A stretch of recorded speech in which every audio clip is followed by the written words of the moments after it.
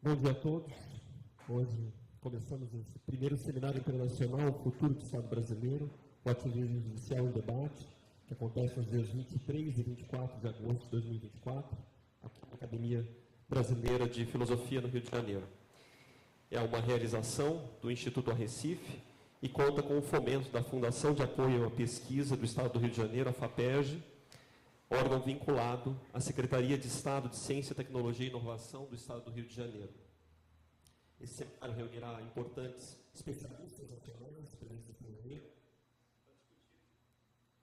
para discutir o federal do ativismo judicial e seus impactos nos campos dos direitos fundamentais, governo, segurança pública, economia, família. Um dos nossos apoiadores é o Instituto de Formação de Líderes, o IFL. Também contamos com o apoio da TutorCast e da CN Filmes e do pessoal da Rio Sound, que está aqui no sistema de som. Esse seminário é uma marca que está tentando, a gente está implantando, o futuro do Estado brasileiro, é um tema permanente para a discussão de políticas públicas dos mais variados assuntos e traz a questão, neste ano, do ativismo judicial. Assim como em outros momentos, essa comunhão de ações do Instituto Arrecife e da Secretaria de Ciência e Tecnologia produziu, por exemplo, em março, o primeiro Fórum Internacional de Ciências Policiais, que vocês até tiveram aqui em parte do material recebido. E, basicamente, o ponto que precisa ser discutido nesse fórum é quais caminhos são possíveis para superar os problemas provocados por esse fenômeno do ativismo judicial, sem necessariamente destruir as instituições e ter uma perspectiva de um Estado de Direito. Em 2011, aí o mote para a chamada do professor Stumpf aqui a este evento, em 2011 o governo Viktor Orbán aprovou uma nova Constituição na Hungria, que incluiu várias mudanças no sistema judicial, a ponto de reduzir seus poderes e contribuir para o constitucional. Então, um dos cases marcantes no mundo, por isso a honra de ter o professor Stumpf conosco. O Instituto Arrecife resolveu colocar uma lupa nesse caso, observar com cuidado, e criar um espaço de debate com especialistas de todo o país para discutir o judicial aqui no Brasil, de maneira qualificada, com acadêmicos, especialistas políticos. Então, nesse primeiro evento, a gente conta com pessoas ilustres e agradecemos muito essa presença de todos que estão aqui, registrar os participantes. O evento começa nesse momento e vai até o dia de amanhã. Uma série, vocês têm aqui as informações das conferências, e eu gostaria de chamar o dispositivo para formar o dispositivo e em seguida entoar o hino nacional. O secretário Anderson Moraes não pôde vir, mas aqui eu registro a minha presença e o subsecretário Edgar Leite, e inclusive eu já convido o professor Edgar Leite Pereira Neto, que é professor da Unirio, da UERJ, também subsecretário de Ensino Superior da Secretaria de Ciência e Tecnologia, e o nosso anfitrião, porque é presidente da Academia Brasileira de Filosofia. Muito obrigado.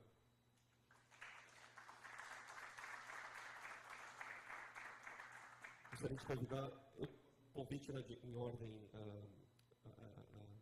na verdade era em ordem alfabética, mas a ordem alfabética preparou eu voltar. Então, muito bem-vinda, deputada Cristonier, uma honra tê-la aqui, deputada federal, advogada, militante pró-vida.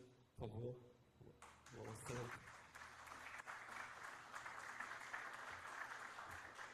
O desembargador Fábio Dutra, desembargador PJ, ex-presidente do Instituto Brasil, também para formar o nosso discurso. Muito obrigado.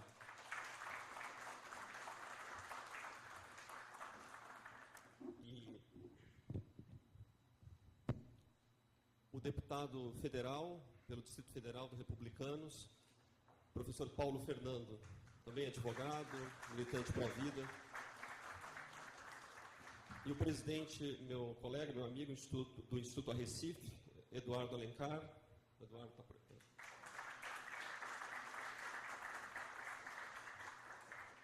Antes de a gente começar com as palavras dos aqui presentes, a gente vai cantar o hino nacional.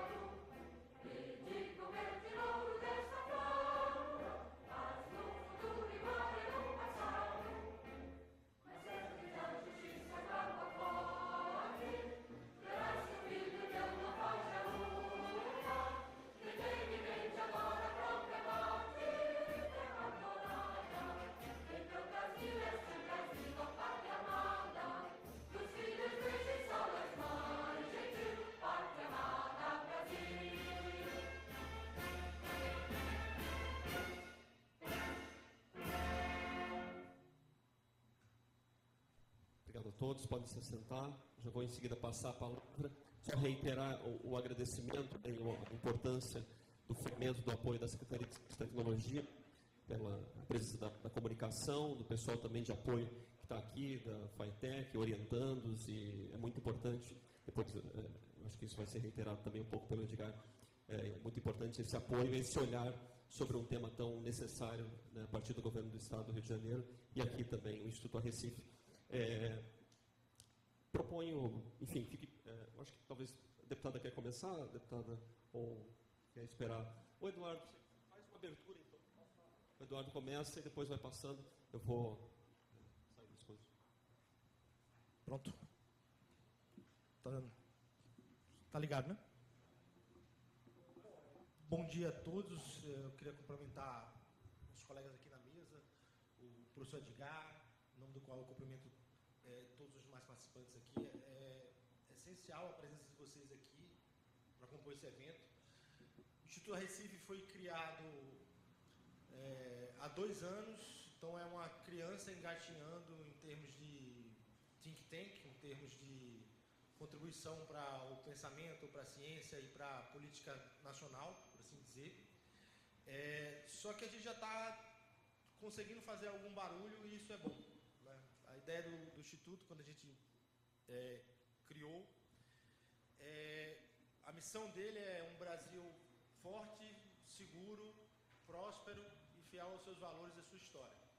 Então a ideia de uma instituição como um think tank é a gente se debruçar sobre problemas políticos e da política pública nacional e tentar encontrar soluções para eles que não sejam necessariamente as soluções que estão sendo debatidas naquele momento na sociedade. Isso significa que, às vezes, em termos de instituição, as instituições se encontram em situações de contradições internas e aporias em que é necessário você dar um passo para trás e, às vezes, olhar para o lado para você entender como é que as coisas podem ser de outra forma, né? Então, a gente, esse ano, fez um Fórum Internacional de Ciências Policiais aqui no Brasil, trazendo gente de várias partes do mundo para tentar mostrar como era possível debater e discutir ciências policiais para fora do que é comumente feito na academia brasileira ou é comumente feito pelas instituições da sociedade civil no Brasil, né, para fora de uma discussão que separa a polícia e saber científico, que separa a academia e instituições coercitivas. E aqui a ideia de um seminário como esse, que como o Ramiro falou, muito bem apresentou aqui, a ideia é que a gente institua uma marca, é um espaço de debate permanente para discutir reforma no Estado no Brasil. Daí que a gente decidiu começar com esse tema bem espinhoso, que é o ativismo judicial no Brasil, digamos assim, é um dos temas mais importantes hoje no campo do direito brasileiro, certo? E a ideia era como é que a gente pode discutir experiências internacionais que ajudem a gente a jogar uma luz sobre o problema local. E é claro que as respostas locais, elas sempre vão ser respostas locais, elas sempre vão ser pautadas pelas nossas possibilidades e correlação de forças internas e nossos debates internos. Mas a ideia da gente é trazer experiências de fora para que a gente possa debater o tema. Então a gente chamou algumas pessoas que tiveram, digamos assim, disposição, coragem e engajamento para estar aqui, né? E trouxe uma contribuição internacional para o seminário. Então, eu acho que esse é o início de um processo. Uma das missões do Instituto Recife é não só levantar esse debate, como possibilitar eventos como esse, que criem redes de relacionamento e network entre atores estratégicos na burocracia e na política pública brasileira. E a gente espera que esse evento possa servir para isso também, né? A gente está preparando coisas interessantes para o futuro, a gente quer discutir a OAB, a gente quer discutir outras questões relacionadas à reforma do Estado brasileiro, instituições do Ministério Público, processo penal. Então a gente vai preparar algumas coisas legais aqui no futuro, estamos compondo uma rede interessante, vai ajudar a preparar isso para a gente. E agradecer demais a todas as pessoas aqui presentes, porque sem vocês esse tipo de evento não seria possível. Agradecer a FAPERJ, que tem sido uma parceira nossa, né, nessa história, uma parceira fundamental para a gente poder alavancar o processo e dizer que nos acompanhe, né, continuem nos acompanhando, porque eu acho que temos algumas surpresas prontas ali que eu espero que a gente consiga movimentar bem a opinião pública nacional mesmo que sejam espaços como esse, que são espaços mais restritos, mas que a gente sabe que é importante ter um debate nesses espaços mais restritos e mais especializados, para que ele possa, digamos assim, se ampliar em ciclos concêntricos na opinião pública nacional. E é isso. Obrigado, gente.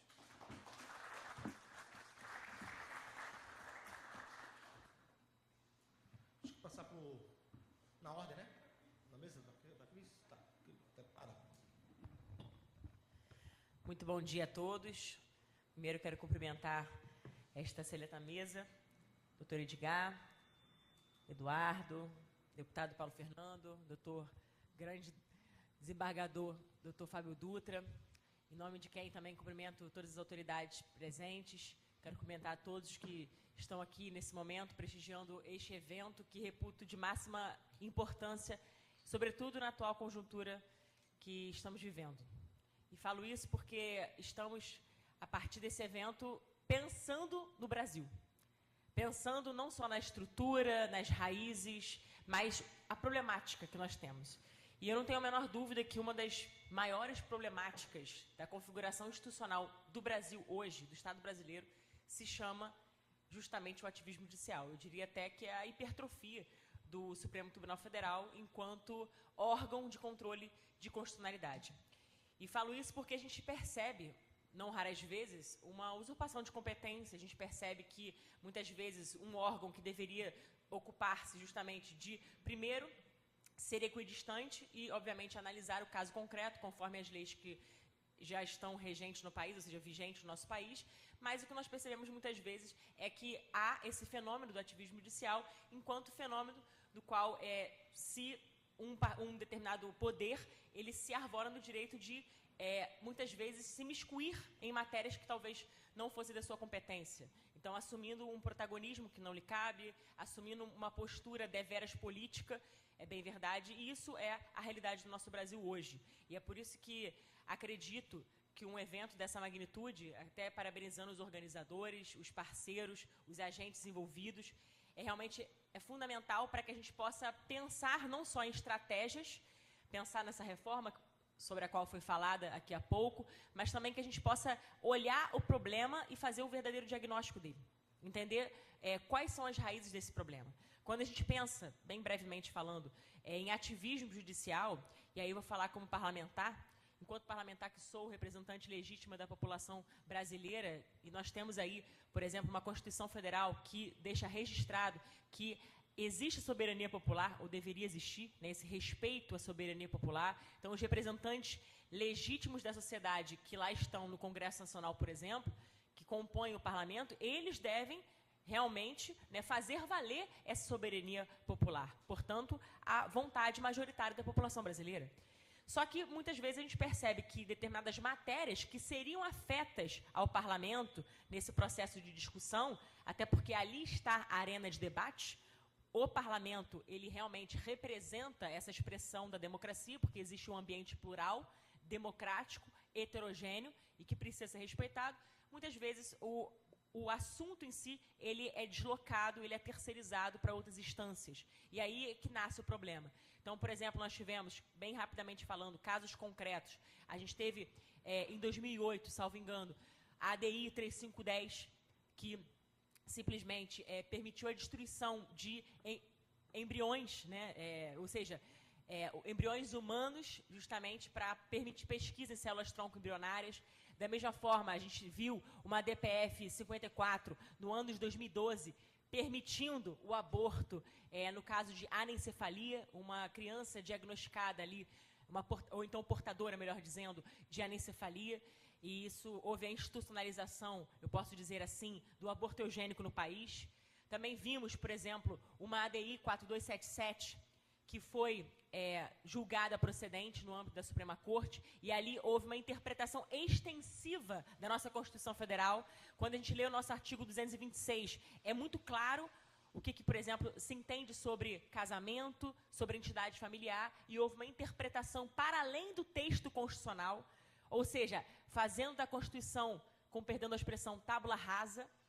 Então, abrindo precedentes e margens para diversas interpretações ao alvedrio de quem está julgando. Então, a gente está falando aqui de casos concretos, eu não estou nem emitindo uma opinião pessoal acerca dos assuntos.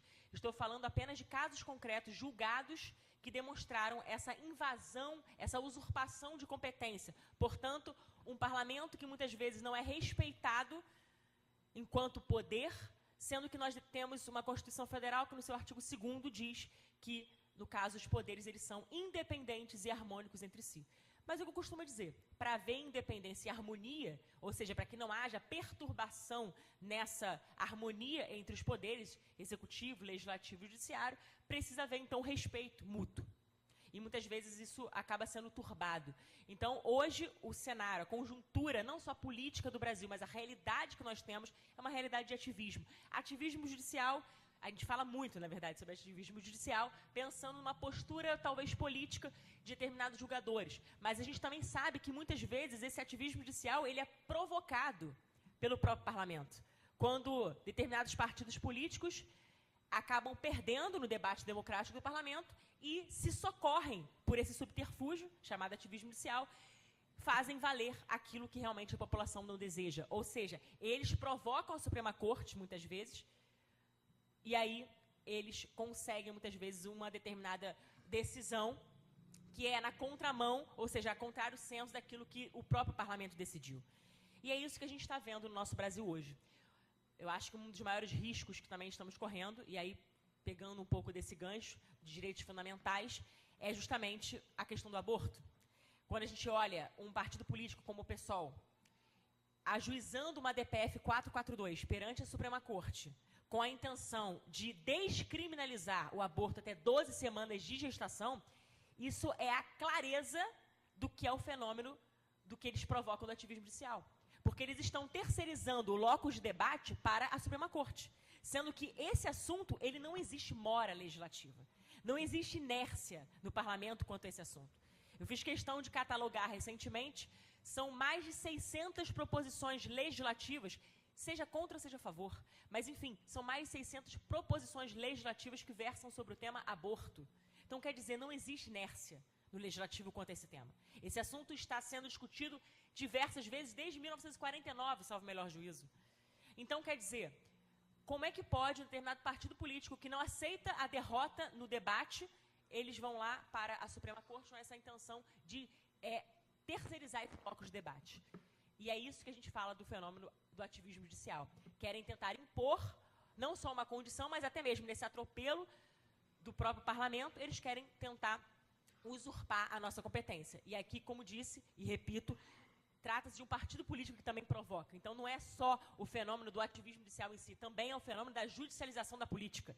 Então, nós, enquanto, pensando agora numa lógica de um evento que comporta diversas autoridades que vão discutir sobre esse assunto, pensando no futuro do Brasil, no rumo do Brasil, como conter realmente esses danos, porque, sem dúvida, pode provocar e provoca mesmo sérios danos quando há esse atropelo, por exemplo, dos próprios direitos fundamentais, a gente precisa realmente olhar e ver quais são as nossas soluções. O que temos como solução? E aqui, como parlamentar, eu já digo que uma das soluções é justamente o fortalecimento do parlamento enquanto aquele poder que realmente legisla, ou seja, ele tem o dever de legislar, a competência precípua é do parlamento brasileiro para realmente pensar em fenômeno não só de reforma do judiciário, mas também e principalmente de contenção desses danos, porque assim a gente vai estar garantindo uma estabilidade no Estado democrático de direito. Aqui ninguém está defendendo nenhum tipo de animosidade entre as instituições democráticas, aqui ninguém está atacando qualquer que seja o poder,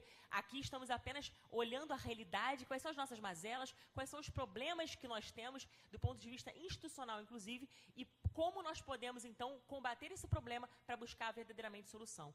Então, eu não tenho dúvida que um evento dessa natureza pode e muito contribuir com todas as autoridades aqui presentes, todas as pessoas, os parceiros que aqui estão, pessoas que vão realmente diagnosticar adequadamente esse problema para buscar aí realmente melhorias e soluções, que é o que nós precisamos para o nosso país. Então, Deus abençoe a todos, que nós tenhamos muitos frutos a partir deste seminário internacional. Agradeço a presença e também a oportunidade de estar aqui com vocês. Deus abençoe e muito obrigada.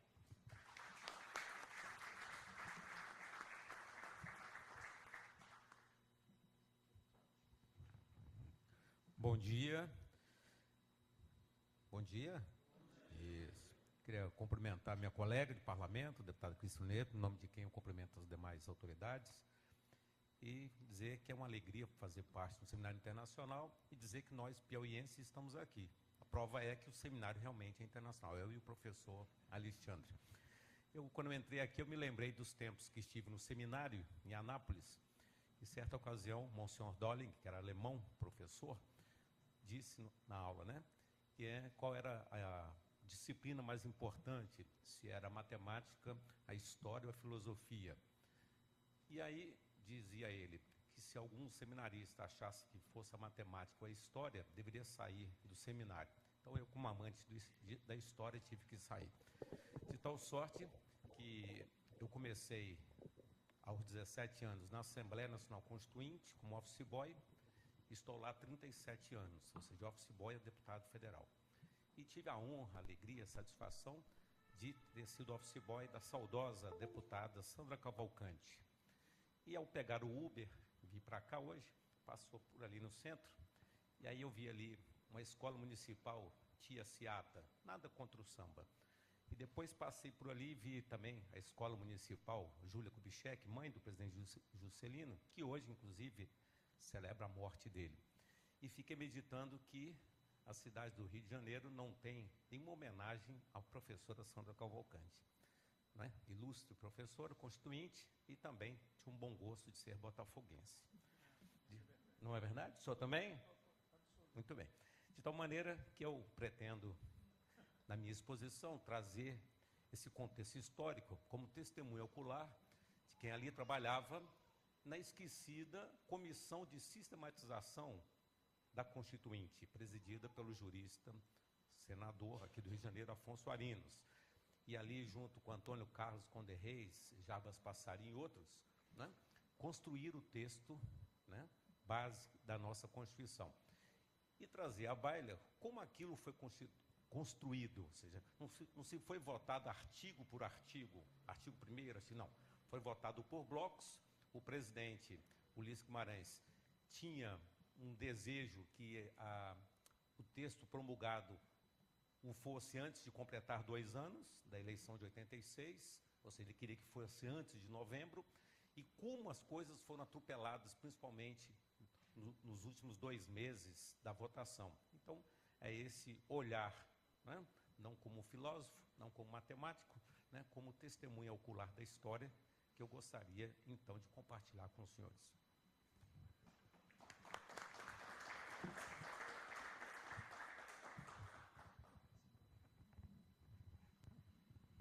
Cumprimento a todos e ressalto a minha alegria de estar aqui nesta manhã. Quando pediu-me que escrevesse alguma coisa, a primeira frase que eu pensei que filosofia é coisa para velho. Aí eu vejo que nós só temos jovens aqui no auditório. E eu, cumprimentando a mesa, o eminente professor Edgar, eminente botafoguense como eu, deputado Paulo Fernando, a deputada Cris, companheira já de longo caminho, e o presidente da Academia de Filosofia, Eduardo Matos. Também cumprimento Luiz Carlos Ramiro, que tem se empenhado bastante, e a referência dele veio de meu filho, que foi colega de faculdade lá na Universidade Fluminense. Então eu passei a gostar mais ainda do Ramiro, porque o Ives gosta muito do Ramiro. E cumprimento também o eminente professor Itzvan Stumpf, né, e já o convido a conhecer a Corte Fluminense, se dispuser de algum tempo, para que nós demos uma caminhada ali pelo Fórum do Rio de Janeiro. Cumprimento todos vocês. E a minha angústia com relação à questão do ativismo judicial é porque eu sou membro fundador da ANAMEL, Associação Nacional dos Magistrados Evangélicos. Então, em 2001, nós nos reunimos pela primeira vez e até hoje nós temos uma atividade bastante intensa e até dominical que espraia das questões jurídicas para as questões espirituais. Também como ex-presidente do IMB, uma instituição com um pouco mais de 1.300 associados, todos magistrados, a gente é alcançado diretamente pelas decisões que são tomadas pelo Supremo Tribunal Federal, principalmente porque solapam a competência que os desembargadores, e quando foi apresentado ao professor Itzvan, foi dito que eu era juiz da Suprema Corte do Rio de Janeiro. Lá nos Estados Unidos isso até funciona. Por aqui parece brincadeira, porque Suprema Corte do Rio de Janeiro, e eu lhes digo que qualquer decisão que nós venhamos a tomar, em menos de 2 horas ela é reformada e recebemos um e-mail e a questão fica definida em Brasília. Também me preocupa porque eu sou candidato em chapa única à presidência da ANDES, que é a Associação Nacional dos Desembargadores, cuja eleição ocorrerá no dia 2 de setembro. Então, imaginem que eu estou diretamente envolvido nesta questão. Eu e os meus colegas da ANDES somos diretamente alcançados pelas decisões que são tomadas pelo Supremo Tribunal Federal, antes que nós tenhamos sequer condições de examiná-las. E isso é realmente preocupante e, com certeza, será um dos temas que desafiará a nossa percepção nos próximos 3 anos. Também me sinto bastante à vontade por estar protegido pela Lei Orgânica da Magistratura Nacional ao dizer o que vou dizer. E para que os senhores não digam que eu fui convidado e vim aqui e não disse nada, embora eu nem saiba da qualidade do que eu escrevi, ontem à noite eu fiz essas mal traçadas linhas, como poderia dizer Machado de Assis, e tentarei lê-las para vocês. Se não conseguir, é porque a minha letra é muito ruim, então queiram perdoar.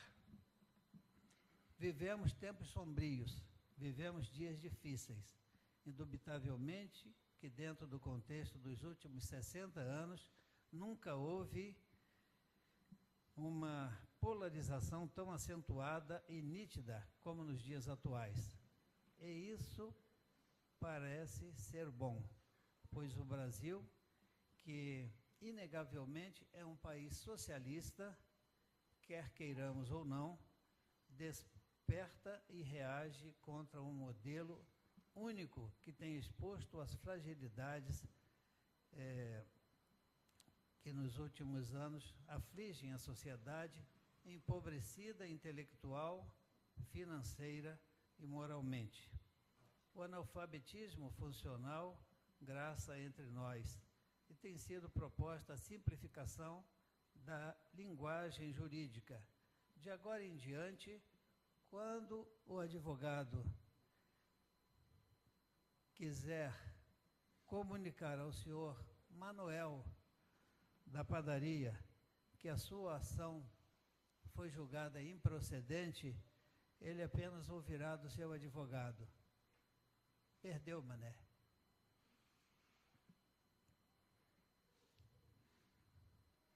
E da mesma forma, essa proletarização abraçará a magistratura e a advocacia como se fora possível abstrair das sentenças e dos acórdãos as normas dos institutos e das expressões consagradas ao longo dos milênios.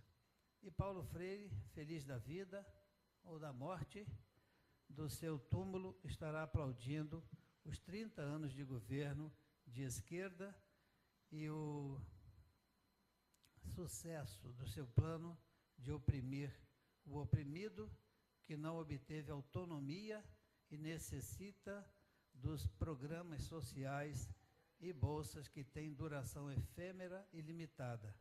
Claro que a linguagem é a melhor maneira de aproximar as pessoas, e a sua simplificação, com base nos chats GPT, que tem muito de artificial e pouco de inteligência, confronta o ser humano e a inteligência artificial, que veio para simplificar ou para suplantar o pensamento da base, estabelecendo nova classe dominante e nova elite informacional.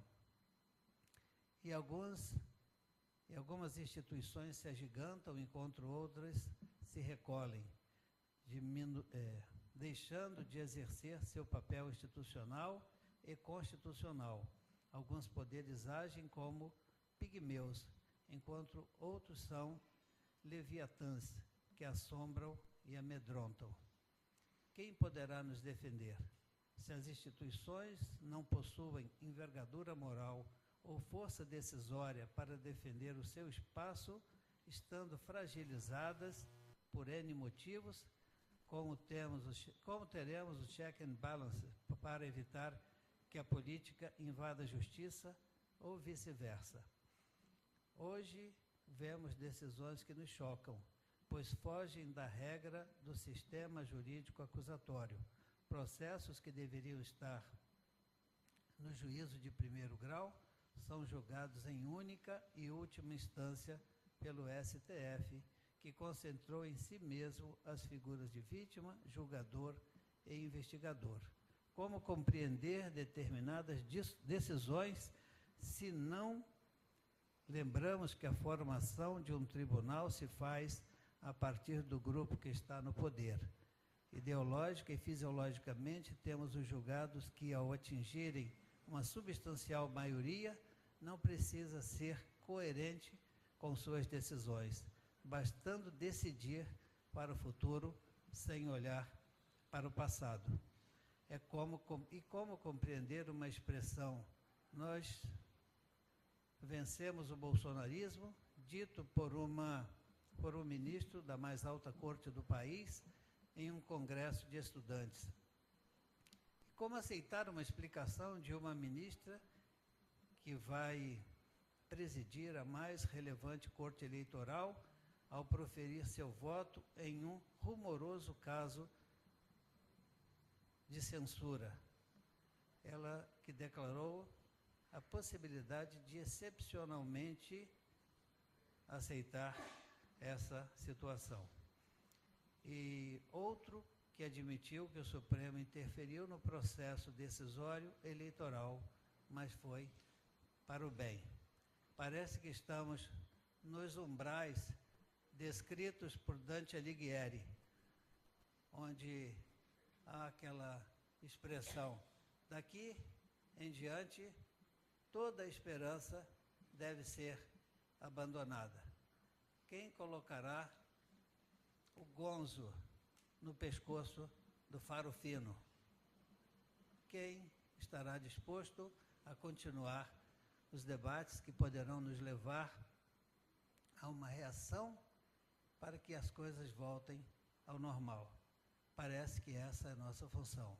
Parece que a isso os senhores, nós, nos dispusemos. E estamos cerrando fileiras para dizer que ainda podemos voltar, porque se atravessarmos os umbrais, toda a esperança terá ficado para trás. Parabenizo e agradeço pela oportunidade.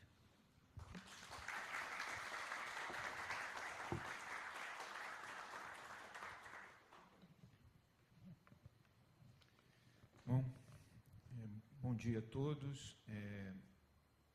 Gostaria de parabenizar a mesa aqui, na figura da deputada Cristoneta, na figura do deputado Paulo, na figura do nosso amigo Eduardo Matos de Alencar, na figura do desembargador Fábio Dutra, por participarem desse evento, e que é um evento extremamente importante. Parabenizo também o senhor Istvan Stumpf e por vir a nós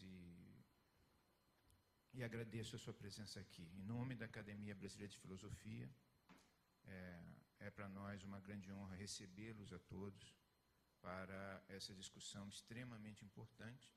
Vocês sabem, a Academia Brasileira de Filosofia, ela foi fundada pelos maiores filósofos do Brasil do seu tempo, E o seu lema, como está aqui, é em direção à verdade. O nosso compromisso é com a verdade acima de tudo.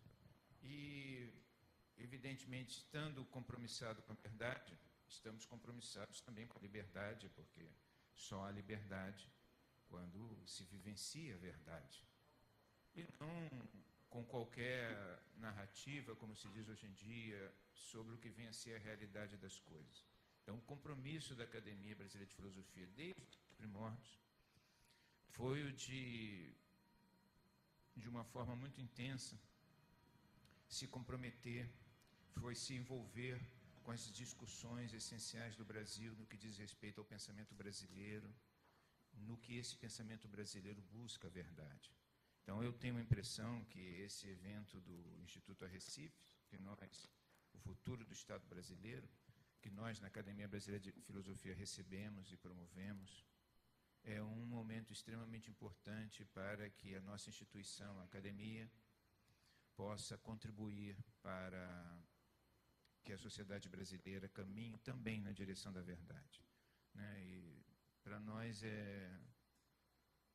para qualquer pessoa que gravita em torno do que é verdadeiro ou marcha na direção da verdade, é muito triste se afundar, ficar permanentemente afundado nesse mar de narrativas que são, na verdade, mentiras, né, que envolvem a mente das pessoas e tudo aquilo que nós fazemos e desejamos.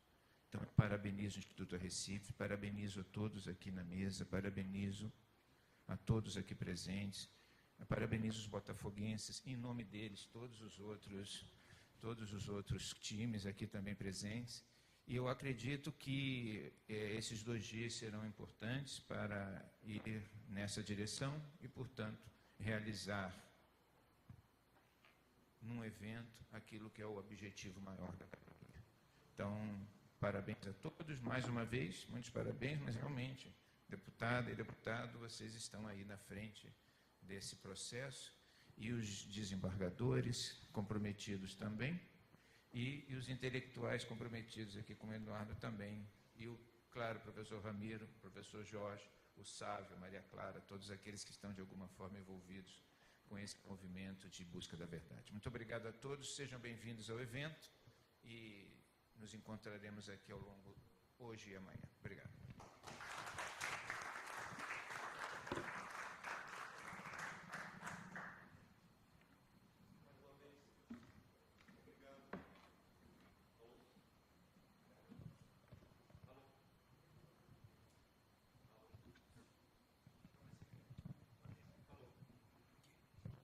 Mais uma vez agradecer a mesa, agradecer a todos os apoiadores, né, reiterar a Academia, o IFL, o Torcash, especialmente a Secretaria de Ciência e Tecnologia. Eu peço para que vocês façam o dispositivo, agradecer a presença, para a gente acompanhar em seguida. Eu vou fazer uma breve apresentação do professor Stumpf, e em seguida chamá-lo. Aí todos podem utilizar um dispositivo de tradução simultânea. Esse dispositivo, quem não pegou, ele pode ser obtido lá na entrada. Então, é uma tradução que ocorre simultaneamente, assim como o professor Stumpf está nos ouvindo agora, uma tradução português-inglês. Então, mais uma vez, obrigado pela mesa, deputados, fiquem à vontade.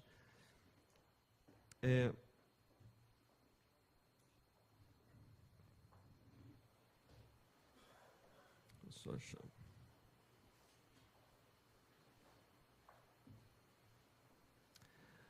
Bom, professor Stumpf, eu vou chamá-lo, o senhor vai preferir falar aqui, né, here you speak. Eu até vou pedir depois para o pessoal pegar uma água e deixar aqui. Professor Istvan Stumpf é membro do Conselho Consultivo Estratégico do primeiro-ministro Viktor Orbán. A sua extensa carreira inclui servir como comissário do governo responsável pela mudança de modelo das universidades, de 2021 e 2022, como juiz no Tribunal Constitucional da Hungria, entre 2010 e 2019, como vice-primeiro-ministro, liderando o gabinete do primeiro-ministro entre 1998 e 2002. É também o fundador da Fundação Zazveg. Bom, O senhor deve saber que húngaro para nós é algo muito difícil, é muito mais difícil que grego, né, digamos assim, como é comum falar em português. Que é a Fundação Zadeg, é o primeiro think tank da Hungria, onde atuou como diretor durante 2 décadas. O professor Stumpf é pesquisador sênior no Instituto de Ciência Política da Academia Húngara de Ciências e desde 1987. Atualmente é professor de Direito Constitucional e Ciência Política na Faculdade de Direito da Universidade Széchenyi István e na Faculdade de Direito da Universidade Eötvös Loránd. Ele possui graduação universitária em Direito, mestrado em Sociologia e doutorado em Ciência Política, uma vasta carreira não só na Hungria, mas fora. E, mais uma vez, ele terá a honra e a importância. É muito gratificante quando a gente conhece alguém lendo e depois trazer e se aproximar. Então, é importante a presença do senhor aqui, nós estamos muito honrados. E a gentileza, por o interesse de estar aqui conosco. Então, vou convidar o professor para vir aqui. E esse microfone era bom. Tá funcionando. Então tá. Professor, pode.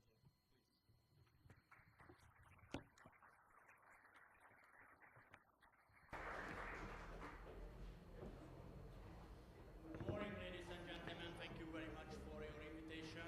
It is my honor and privilege to talk to you about a very interesting topic. Eu vou falar do Juristocracy, the deep state, the administrative state and the judicial activism. O microfone tem que ser colocado próximo Years experience ao palestrante. Nos meus 40 anos de experiência na vida acadêmica, eu tive uma experiência muito interessante, muito conhecimento com relação ao papel do Estado nas universidades.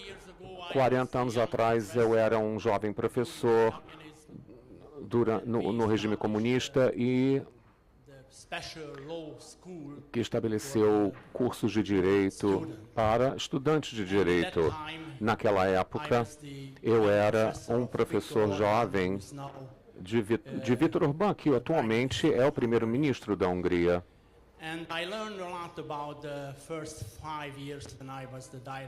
E por 5 anos eu fui diretor também. Eu percebi que a socialização daquela geração teve um papel muito importante na compreensão do comportamento político futuro dessas pessoas. Se você não analisar com profundidade esse tipo de experiência política ao longo de toda uma geração, você não vai entender a política húngara, especialmente o papel de Viktor Orbán. Eu vou começar falando e compartilhando com vocês o meu conhecimento com relação a diferentes tipos de temas.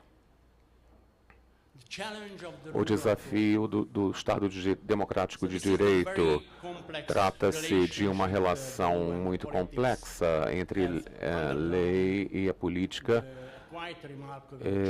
que já passou por grandes mudanças ao longo das últimas décadas.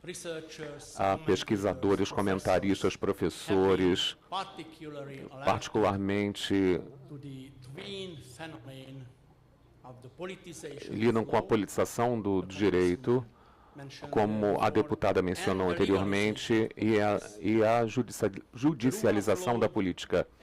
O Estado de Direito, na interseção desse fenômeno, é natural que ele se torne um tema muito controverso em todo o mundo. O Estado de Direito, debate com relação ao Estado de Direito se manifesta em diferentes maneiras em vários continentes. Vocês todos são especialistas na situação latino-americana. Eu acredito que o melhor que eu posso lhes dizer com relação à nossa experiência na Europa e na América do Norte também terá implicações e generalizações que podem ser aplicadas em outras regiões do mundo. Eu hoje gostaria de falar a vocês hoje de 4 temas interrelacionados e no contexto do debate com relação ao Estado de Direito. Em primeiro lugar, a juristocracia, que se refere à expansão do poder do judiciário para determinar as ações dos poderes legislativo e executivo. Talvez seja a tendência mais importante nas democracias modernas com relação à separação de poderes. Outra questão muito importante, mas infelizmente que não é analisada como deveria ser, é o Estado profundo, Deep State. Eu diria que o Estado profundo, Deep State, é uma tendência, um desenvolvimento muito importante na área de pesquisa e discurso, e nos últimos anos até teóricos democráticos liberais se debruçaram sobre essa questão do Deep State, tentando defender o Deep State, o Estado profundo. E eu acho que nós temos aqui a tentativa de domar o Deep State, domar o Estado profundo. Nós temos aqui o Estado administrativo. Existe uma relevância muito grande nos Estados Unidos, a Corte Suprema dos Estados Unidos recentemente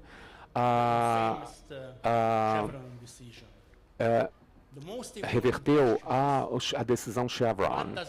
O que significa isso para o poder de agência e a capacidade do Estado, se nós tentarmos trazer paridade, por exemplo, no poder decisório dos diferentes ramos do governo?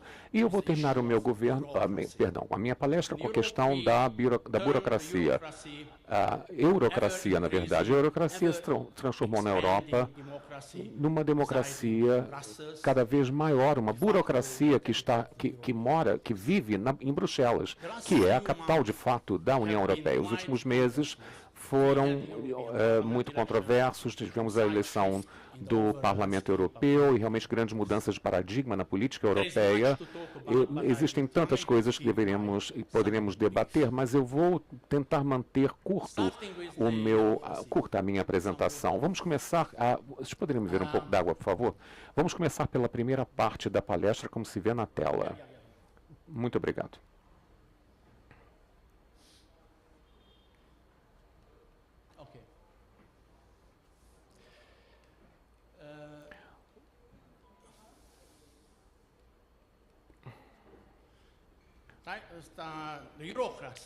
A juristocracia.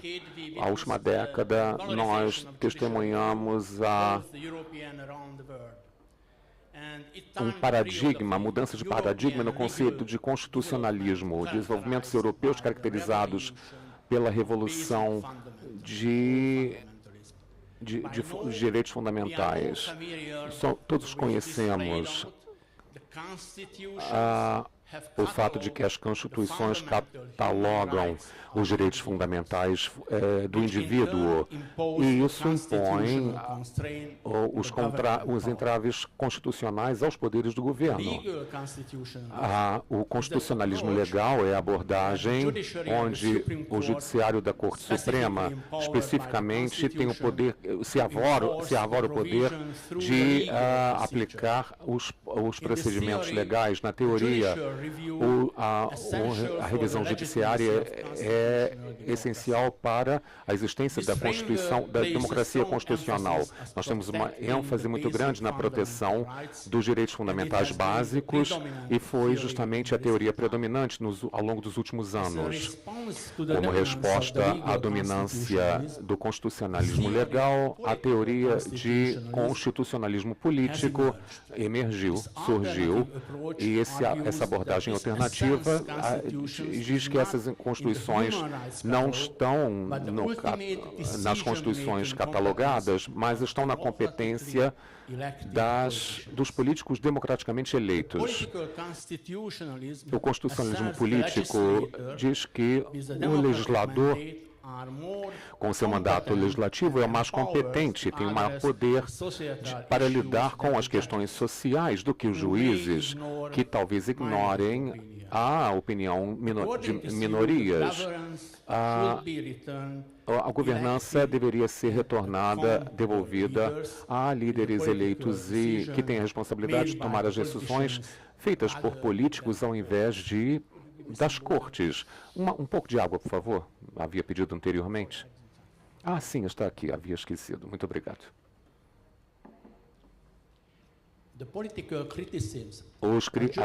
A crítica política do ativismo judicial nas constituições atuais descrevem o que está acontecendo nas cortes como um processo no qual as cortes constitucionais se engajam na elaboração de leis, usurpando o poder que é ocupado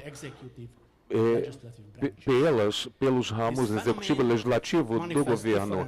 Isso se manifesta diferentemente em vários países, como Estados Unidos, Alemanha e Inglaterra, mas a dinâmica comum. A ênfase mudou da primazia da proteção dos direitos fundamentais para a questão relativa à soberania popular. A questão judicial. A extensão de poderes judiciais. A questão aqui é o Estado de Direito ou o Estado do juiz, os direitos dos juízes. O debate com relação ao funcionamento da separação de poderes e pesos e contrapesos é tão antigo quanto a questão da democracia. As críticas que os poderes das Cortes Supremas que são muito extensos. Alguns teóricos falam de uma oligarquia de juízes. Se vocês seguirem a discussão nos Estados Unidos com relação à Corte Suprema, trata-se de uma questão interessante, que as críticas começam há mais de 20 anos atrás. Alguns políticos dizem porque ministros da Corte Suprema que não são eleitos pelo povo nos dizem como nós deveríamos viver. Eles gostariam de mudar, não apenas... Os democratas gostariam de mudar a composição da Corte Suprema depois da nomeação do ex-presidente. O sentimento aqui, o significado do texto da Constituição é definido e interpretado, em última instância, pelo judiciário, que é perfeitamente capturado pela análise de Charles Evans Hughes. Nós estamos sob a Constituição, mas a Constituição é o que os juízes veem nela e dizem que ela é. Isso realmente enfatiza o papel da Suprema Corte na determinação do significado e da aplicação dos princípios constitucionais e nos mostram o potencial da hiperatuação judicial. Vou falar a vocês aqui da experiência húngara, a Corte Constitucional da Hungria. Como mencionei anteriormente, eu fui eleito como ministro da Corte Suprema em 2010. E em 9 anos eu terminei o meu mandato, porque naquela época eram apenas 9 anos o mandato. Depois da mudança constitucional, os juízes atuais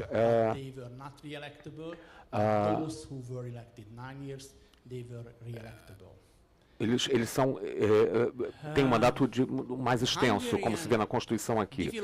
O desenvolvimento da Constituição húngara, depois das mudanças do sistema, realmente foi muito interessante. A Constituição húngara é uma Constituição ativista, uma corte ativista, seguindo o modelo alemão, uma corte constitucional muito forte que tem o direito de reformar as decisões do parlamento e também a decisão era ergo omnes. Começando com o início, uma das primeiras instituições da nova democracia, seguindo a mudança do sistema político da Hungria, foi a Corte Constitucional, que começou a sua operação antes da primeira eleição livre em 1990 na Hungria, depois da queda do Muro de Berlim. Foi a primeira instituição constitucional, porque os pais dessa nova Constituição disseram que precisávamos de uma Corte Constitucional para controlar os processos políticos de uma forma geral. Nós chamamos aqui a transformação do sistema político comunista para uma democracia. A Corte Constitucional se tornou o principal agente, conscientemente se arvorando o papel revolucionário do Estado de Direito. Isso é uma contradição, ou seja, ou é revolução ou é Estado de Direito, mas eles decidiram que eles eram os principais agentes dessa revolução do Estado de Direito frente ao antigo regime comunista. E nós tivemos aqui os conceitos estabelecidos e na situação histórica atual, a Corte deveria ser ativista. A justificação paralela a isso, a resolução declarou que a pena de morte era inconstitucional e o principal ministro explicou o conceito de Constituição indivisível, significando que a Corte Constitucional deveria continuar o seu trabalho de articular o princípio da Constituição e o seu direito na interpretação e criação de sistemas coerentes e juízos com relação à Constituição. E isso abre a porta para uma série de interesses estranhos à Constituição. A eleição de 2010 na Hungria trouxe uma vitória estrondosa para o Partido Conservador Nacional. Isso realmente levou a emendas à Constituição com uma supermaioria. É uma maioria de 2/3 do Fidesz, o partido que governa a Hungria, e eles decidiram que iam terminar as mudanças do sistema na Hungria, criando uma nova Constituição. Isso depois de 2010, a formação do Estado de Direito Fundamental da Hungria mostra que a maioria realmente apoia a Constituição, e isso levou a reformas do sistema com relação ao contexto do sistema húngaro, levando a críticas do sistema constitucional anterior, que foi reformado.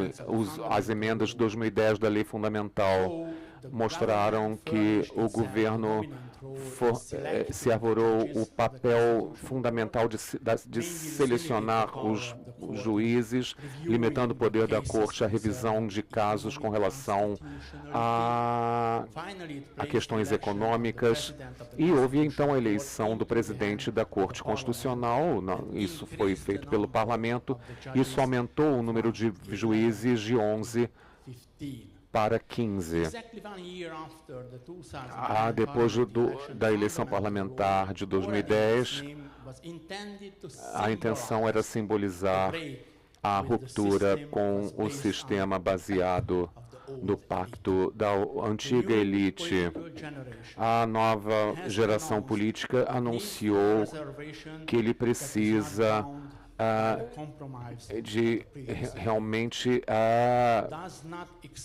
aceitar os conceitos básicos, não tem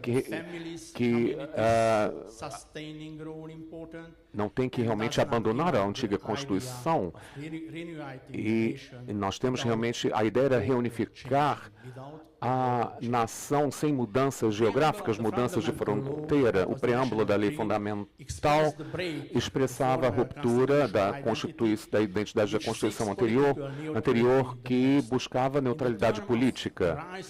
Com o surgimento da nova Constituição, nós podemos interpretar também, nós tivemos um capítulo introdutório que tinha por papel simbolizar a questão indivisível da Constituição e a reabilitação da Constituição histórica. Mas a Constituição histórica significa que existe uma responsabilidade aqui das cortes constitucionais como desenvolver, a partir do passado, na implementação de novos conceitos. O objetivo dos cidadãos e do Estado é lutar pela justiça, pela segurança, pela liberdade e por uma vida adequada para todos. Ou seja, a Constituição é contra o ativismo judicial.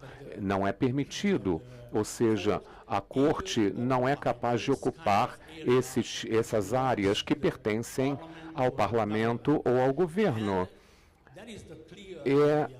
Nós temos aqui a ideia clara de que os políticos eleitos deveriam tomar as decisões com relação às questões mais importantes da sociedade e não as cortes. Isso ficou claro no arcabouço húngaro. Eu gostaria de falar um pouco agora da reforma da Corte Suprema Americana. Como mencionei, eu fui membro da Sociedade Jurídica da Europa e nós visitamos todos os anos. Nós temos um grande evento sobre diferentes questões e um membro os ministros da Corte Suprema dos Estados Unidos participam desses eventos também. E ao longo dos últimos 10 anos, eu realmente tive uma experiência empírica acerca do funcionamento da Corte Suprema Americana. A situação americana frustrou o presidente Biden e o Partido Democrata. Então, eles decidiram que, mais uma vez, que a ideia de reforma da Corte Suprema seria uma boa ideia. Isso não é novo para os democratas. Isso aqui foi uma ideia boa do Partido Democrata, uma ideia popular no Partido Democrata desde Roosevelt, nos anos 30 do século passado.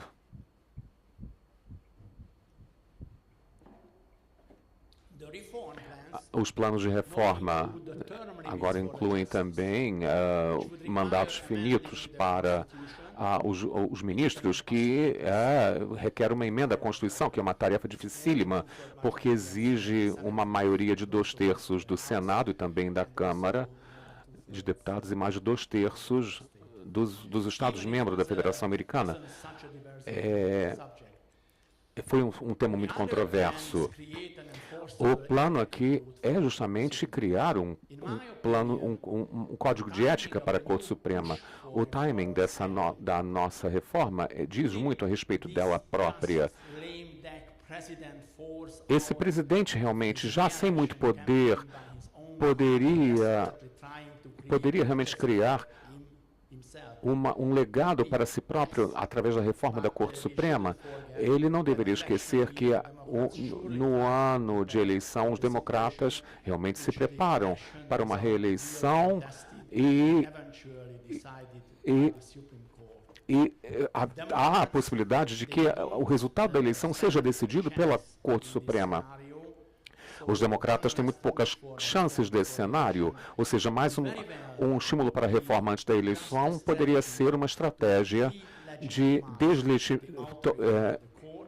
reduzir a legitimidade da Corte e da sua maioria conservadora, fazendo com que o público se tornasse um crítico dessa Corte Suprema. Isso é interessante, porque o principal ministro Roberts desempenha um papel muito importante. Ele gostaria de manter distância da política partidária, especialmente num ano de eleições, porque provavelmente vocês vão se lembrar que no ano 2000 a Corte Suprema decidiu finalmente quem vai ser o presidente dos Estados Unidos entre Bush e Gore. O debate entre Bush e Gore, e eles interromperam a contagem de votos na Flórida. E a razão pela qual o ministro Roberts, que é conservador, tomou várias decisões controversas. O Obamacare, por exemplo, na última eleição também, debatendo a questão do escândalo da eleição.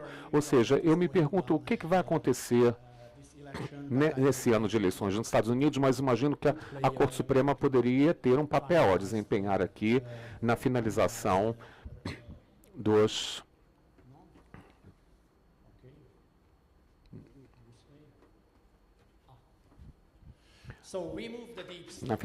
resultados. Passamos agora ao Deep State. Eu não sei quantos de vocês são capazes de descrever, entender o significado de Deep State, mas eu acho que a maior parte dos países do mundo estão abaixo da superfície de redes e agentes do chamado Estado Profundo, que trabalham em paralelo ou contra o governo eleito. Trabalham em paralelo ou contrários ao governo eleito. O presidente Theodore Roosevelt, no século passado, disse que quando tentou explicar a forma pela qual as pessoas conhecem a forma como opera o governo, atrás de todo governo sensato existe um governo invisível sem nenhuma responsabilidade para com o povo, para destruir esse governo invisível, para dissolver essa aliança entre as companhias corruptas e os políticos corruptos. Essa é a principal tarefa e a primeira tarefa de um verdadeiro estadista dos nossos tempos. Rolf Grain, que publicou o livro sobre o Deep State, disse que, de fato, nos Estados Unidos sempre houve o Deep State, um Estado profundo, um poder profundo que era capaz de equilibrar ou limitar os poderes eleitos, o presidente eleito, por exemplo, através, por exemplo, do FBI, da CIA e outras agências também as cortes de justiça. Qualquer pessoa que estude essa questão realmente terá a sensação nítida de que qualquer debate no Congresso americano, ele estará testemunhando um teatro de marionetes, que justamente lida com o caráter pré-fabricado de muitas dessas discussões e muitos desses debates.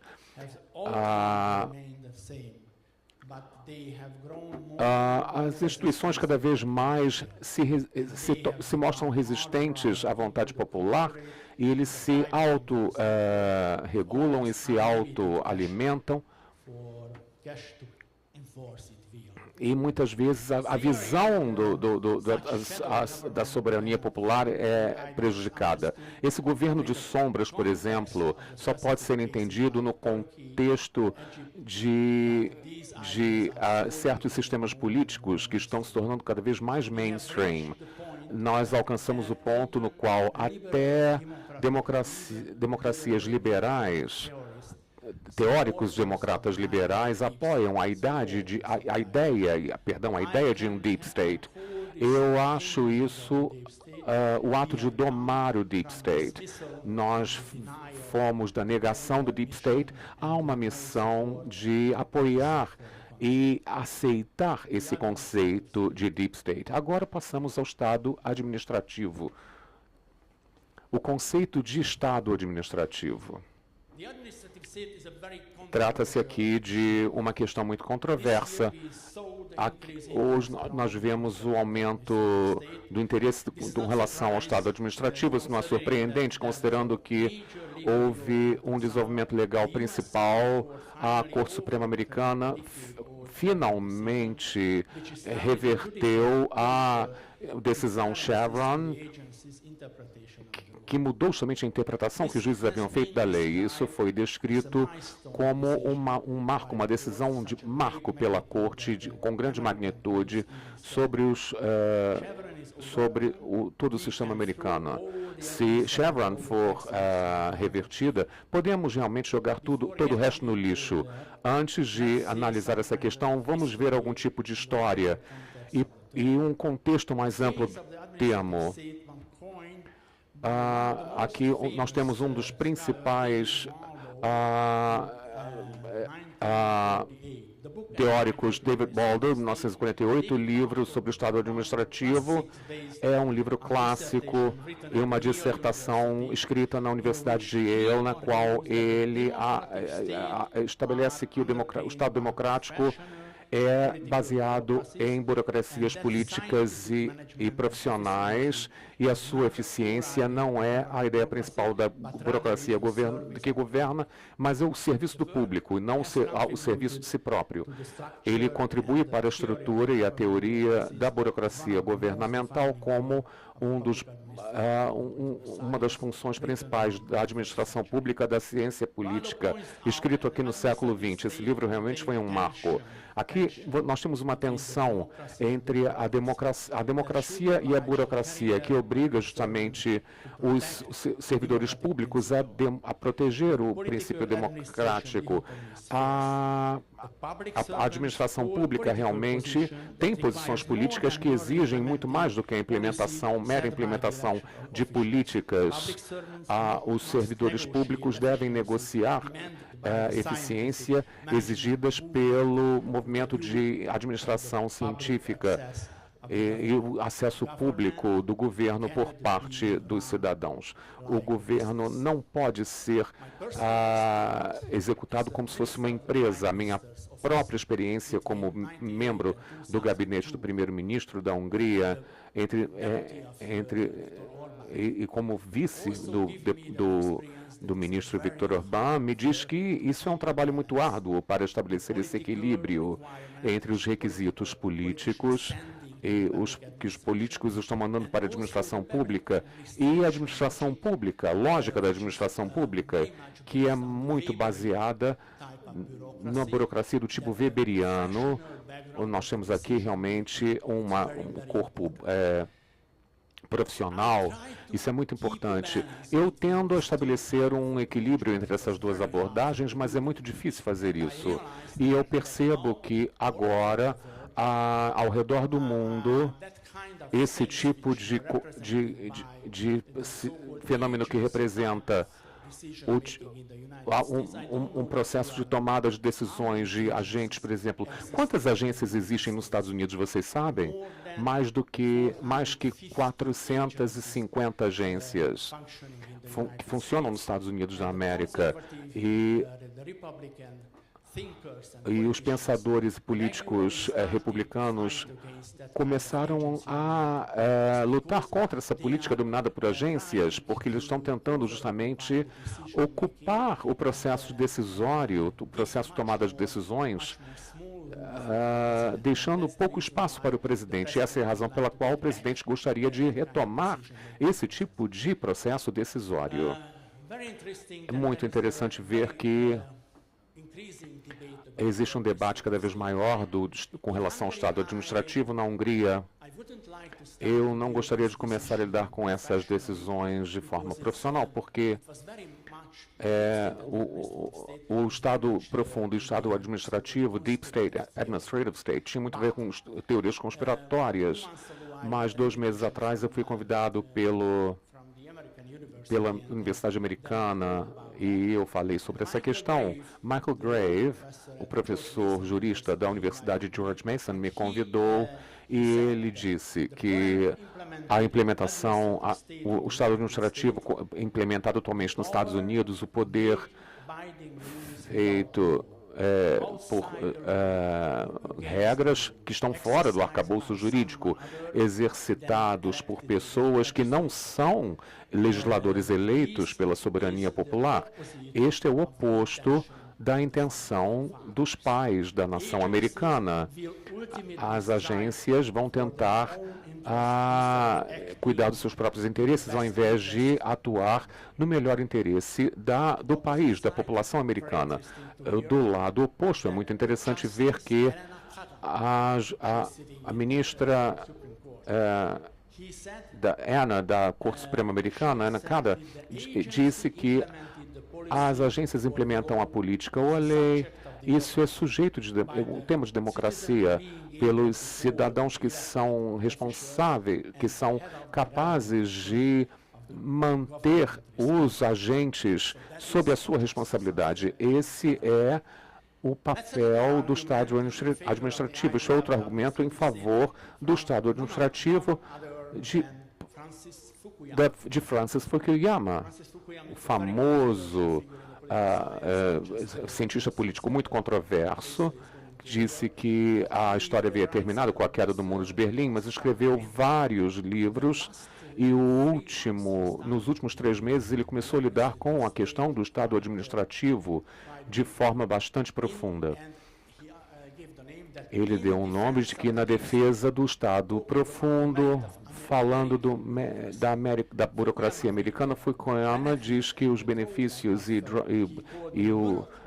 os entraves da autonomia burocrática e a delegação de poder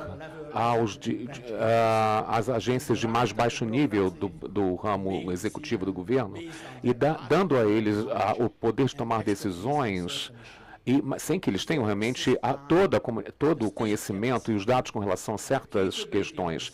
A capacidade do Estado de funcionar e de executar e implementar as políticas fica muito controverso. Embora eu concorde, isso foi um debate interessante alguns anos atrás com ele, eu tive com ele esse debate, não sobre isso só, mas com relação à questão da identidade, a capacidade do Estado deveria estar no número 1, no topo das preocupações da agência, expressando justamente uma das principais crises de gestão que nós tivemos nesse século, que foi a questão do coronavírus, a pandemia, que foi um dos maiores testes da capacidade de resistência ao estresse dos governos. Na minha opinião, Fukuyama ignorou 3 questões. A burocracia não opera de maneira politicamente neutra. Isso é uma visão ingênua. As agências não são instituições passivas. A competição entre agências para a implementação de políticas, isso deveria não ser um conceito estranho, deveria ser a realidade.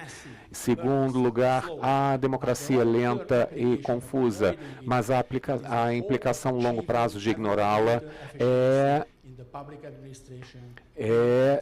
realmente criar problemas no funcionamento harmonioso das instituições e do governo. Em terceiro lugar, precisamos de um equilíbrio entre eficiência e poder executivo, como mencionei da minha experiência particular, da minha experiência própria. Fukuyama criticou também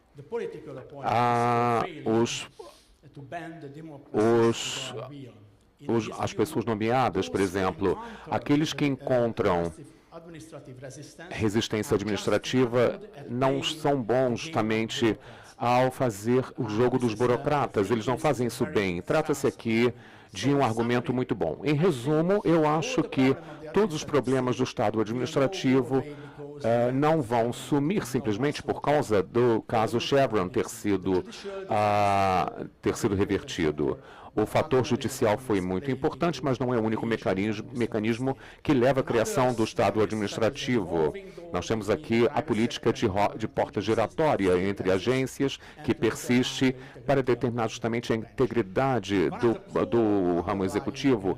Uma das principais questões subjacentes à disfunção aqui do Congresso americano, por exemplo, ele não consegue expressar justamente a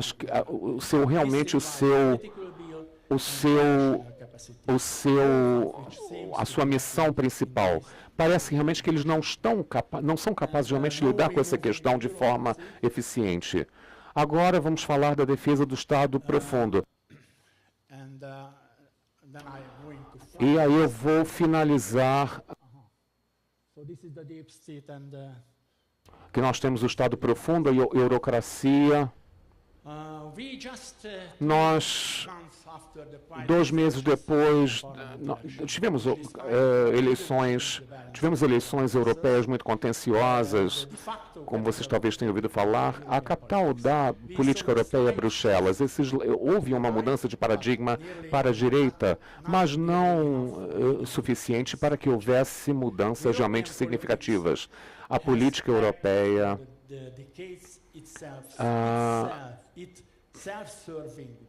é uma democracia que serve a si própria. É uma burocracia que serve a si própria. A influência dos eleitores supranacionais lança uma sombra sobre a soberania de cada Estado membro individualmente. Nós nos encontramos numa situação em que a visão popular está sendo obscurecida, ignorada, não há transparente. Há, através de uma política de sombras na administração do Estado administrativo da Europa, o déficit democrático, que é o termo utilizado por pessoas que argumentam que o processo decisório da Europa não tem democracia o suficiente e é inacessível aos cidadãos comuns devido à sua complexidade. Isso se aplica perfeitamente à situação atual na Hungria. E nós temos que reformar, portanto, a eurocracia se nós quisermos realmente fornecer realmente um modelo compatível com as necessidades da União Europeia. Na minha apresentação eu falei de temas interconectados e eu compartilhei com vocês um resumo das questões principais e lições a serem aprendidas. O resumo com relação à geristocracia a minha avaliação básica é que as decisões políticas deveriam ser feitas por políticos, mantendo o processo decisório na mão de políticos eleitos. Isso é fundamental no arcabouço democrático. Ele tem a sua própria dinâmica, mas isso é um debate completamente diferente com relação ao Estado profundo. Nós estamos agora, nós temos aqui a questão dos arcabouços atuais, que são úteis para pessoas repensarem os entraves e os pesos e contrapesos com relação ao Estado administrativo. Eu gostaria de dizer a vocês que nós temos novas, por exemplo, a questão da decisão da Chevron, na Corte Suprema Americana, é um exemplo justamente da reversão de expectativas e decisões aqui. Nós precisamos realmente esclarecer essas áreas cinzentas entre os diferentes ramos do governo e essa política de porta giratória entre todas as agências do governo. Muito obrigado pela atenção de todos.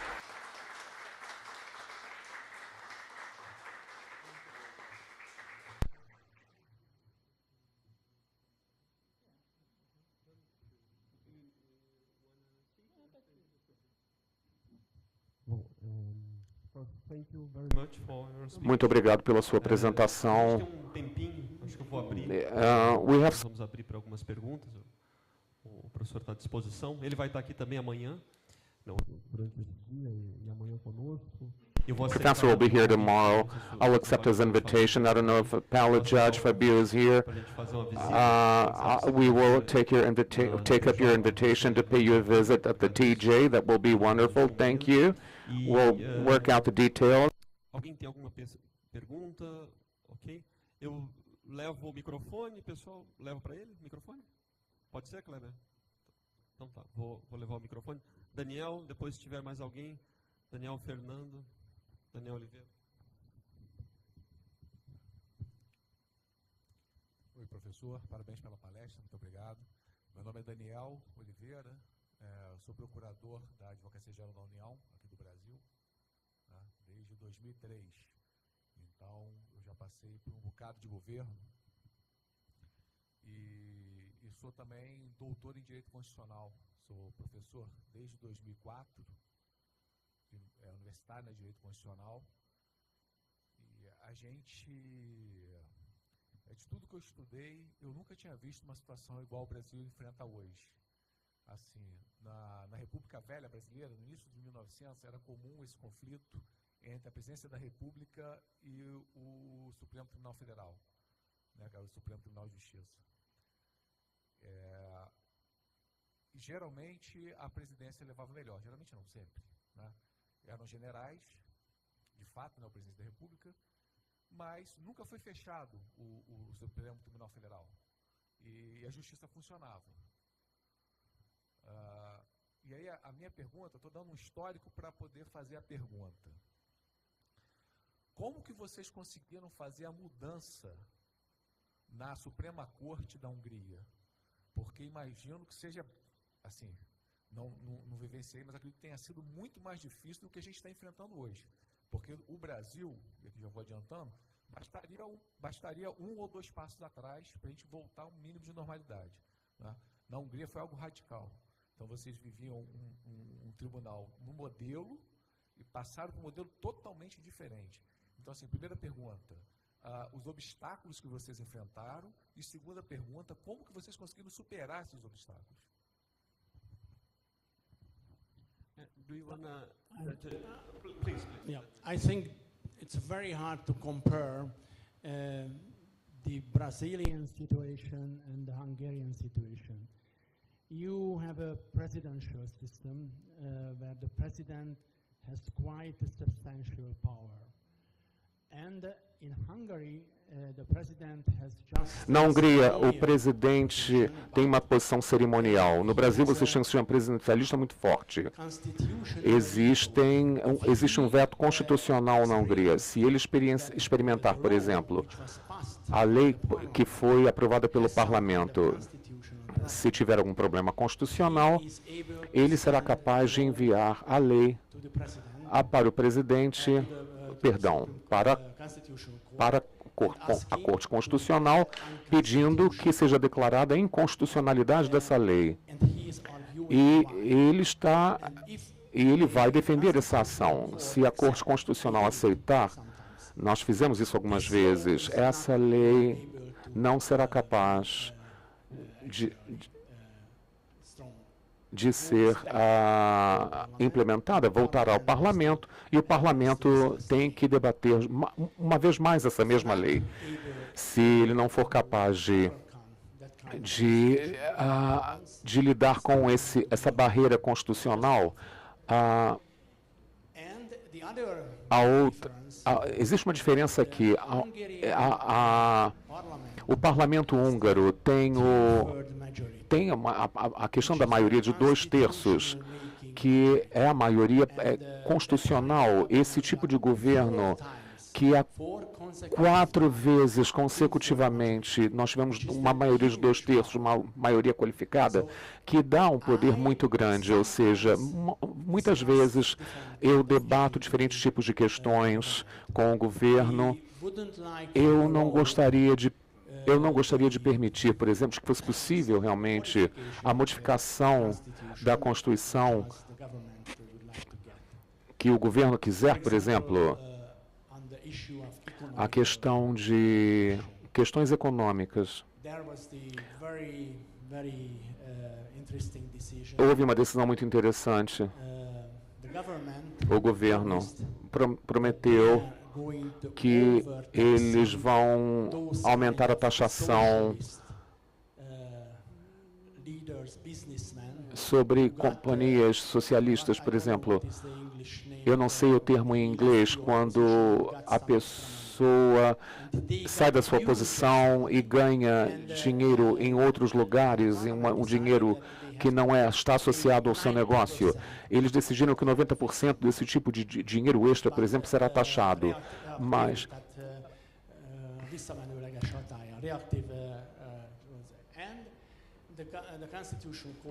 a Corte Constitucional disse que isso não era permitido, esse tipo de imposto, de taxação. E, finalmente, o Parlamento decidiu que a Corte Constitucional não tem direito de investigar as questões econômicas no futuro, dizendo que nós não temos competência, não temos conhecimento suficiente para decidir acerca da validade ou da compatibilidade das decisões frente à nação, por exemplo. A competência do parlamento, eles modificaram a Constituição, não permitindo, na verdade, que a Corte Suprema lidasse com esse tipo de problema. Uma maioria de 2/3. Se você pode modificar a Constituição, mas no seu caso, possivelmente o que você gostaria de ter é uma reforma constitucional. A reforma constitucional que provavelmente deveria criar algum tipo de uma situação mais equilibrada. Nós temos o direito no futuro de debater mais profundamente essa questão. Eu tento me preparar, vou tentar me preparar com relação à situação brasileira, mas eu não conheço tão bem assim. É uma situação muito complexa, pelo pouco que eu sei, mas depois de 2 ou 3 cervejas, nós talvez consigamos debater essas questões com uma compreensão bastante melhor, em maior profundidade. Muito obrigado. Perdão. Bom dia.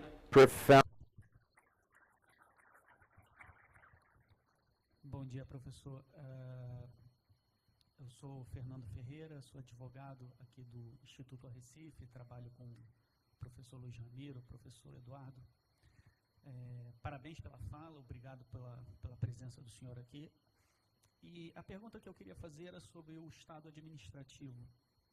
O senhor falou do Estado administrativo na sua fala, mas eu me pergunto se essa questão do Estado administrativo não passa também por uma questão de controle, porque aqui no Brasil, e eu acredito que também em boa medida nos Estados Unidos e em outros países, a figura do presidente da República foi muito, ou se encontra muito enfraquecida. Aqui no Brasil, também em outros lugares, o presidente tem muitos poucos meios no sentido de controlar esse aparato burocrático. Nos Estados Unidos, o presidente não tem meios de exonerar ou demitir os diretores dessas inúmeras agências. Essa situação se repete no Brasil porque nós, de uma certa maneira, importamos esse modelo a partir dos anos 90, esse modelo de agências. E aqui também o presidente ele se vê institucionalmente muito enfraquecido, ele não tem meios de ação para controlar essa burocracia. Então eu pergunto para o senhor se essa problemática do Estado administrativo não passa muito por essa questão dessa depressão, desse enfraquecimento da figura do presidente, do chefe do executivo. Obrigado.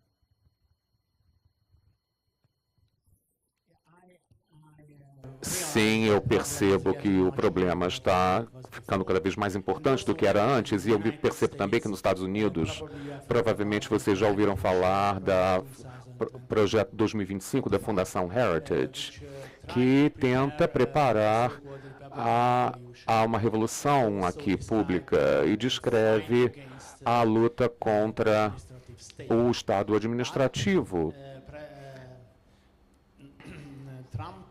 Mas o Trump e o seu vice decidiram que esse produto não é deles, porque os democratas, é claro, começaram a debater diferentes tipos de questões, mais do que 900 páginas, um programa de mais de 900 páginas, é a razão pela qual eles se distanciaram, o Trump e o vice-presidente dele. Essa questão é importante. Nos Estados Unidos existem 4.000 pessoas nomeadas pelo presidente. O novo presidente tem o direito de mudar 4.000 posições.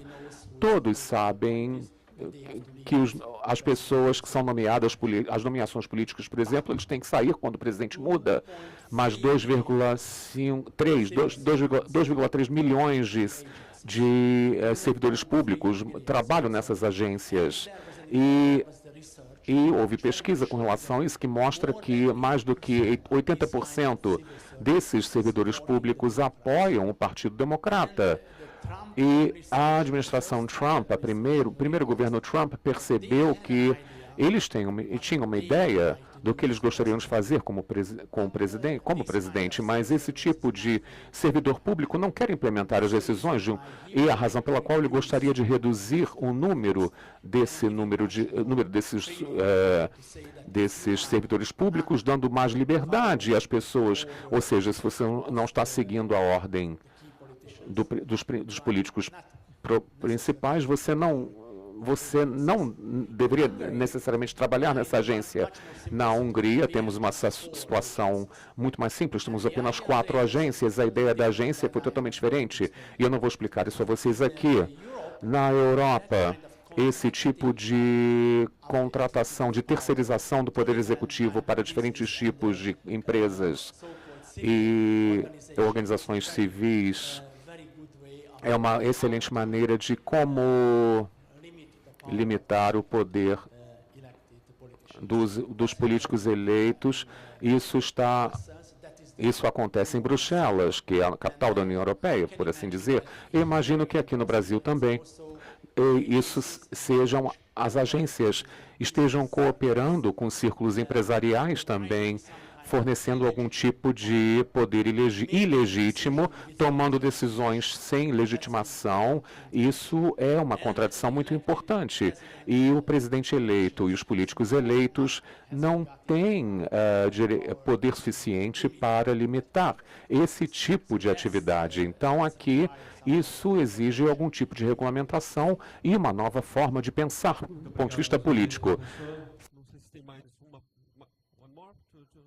tem mais alguma? Professora Edgar?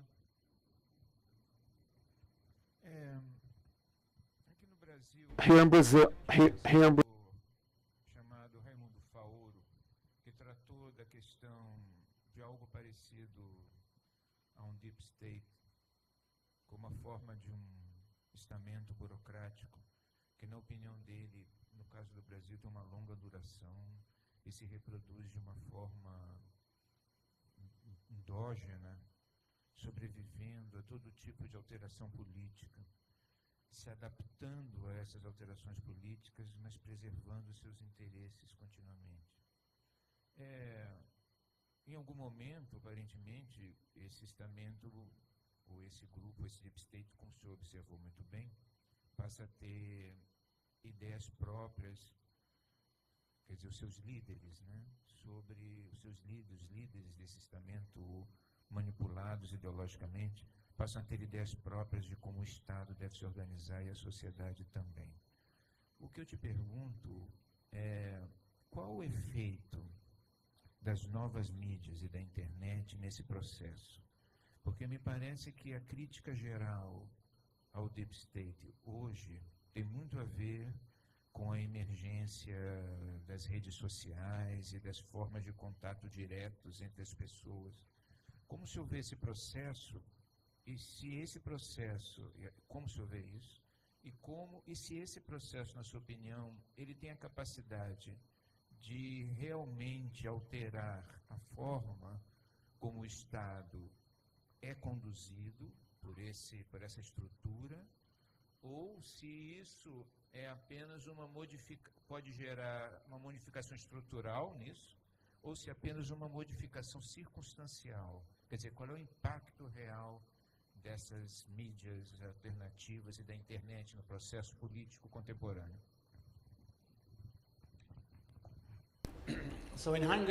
Na Hungria, nós estamos muito mais bem situados, porque os últimos 30 ou 40 anos, nós fomos capazes de desenvolver esse tipo de mídia social, que entende o que o governo gostaria de fazer.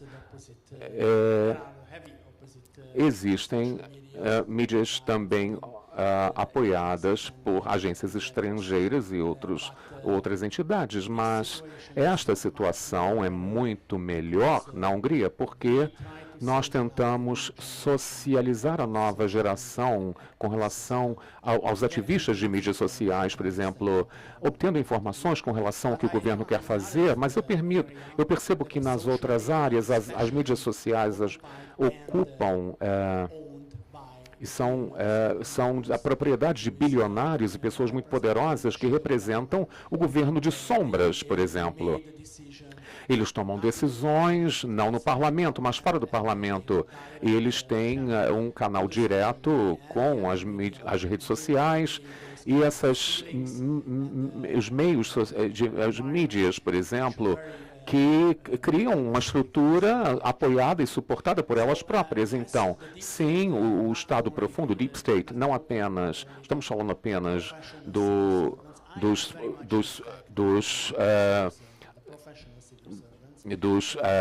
funcionários públicos profissionais. Eu tenho muito respeito por eles. Eles mantêm o equilíbrio.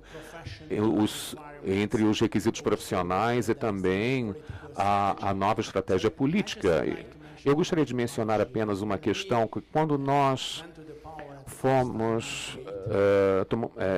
chegamos ao poder em 1998 pela primeira vez como governo, como membro do governo, nós organizamos várias reuniões informais tentando explicar aos ministros que você, ministro, você não é o lobista do ministério, da burocracia no governo. Você não faz lobby para a burocracia. Você representa o governo no ministério e você tem que implementar quaisquer medidas sejam adotadas pelo governo. É uma decisão política. Foi um processo de socialização muito difícil, porque a burocracia tem o direito e tem o poder de dizer que para o ministro, você não é capaz de obter dinheiro, o orçamento está faltando, você não é um bom ministro, onde está o orçamento que nós precisamos? Esse tipo de coisa realmente é muito perigosa, mas isso é algo que é uma estratégia.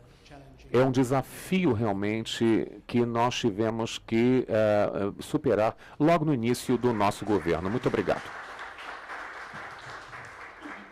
Muito obrigado, professor Stumpf, pela presença, por essa palestra. Nós encerramos agora esse turno da manhã e voltamos às 2 horas, peço que chegue um pouquinho antes, para a primeira mesa redonda.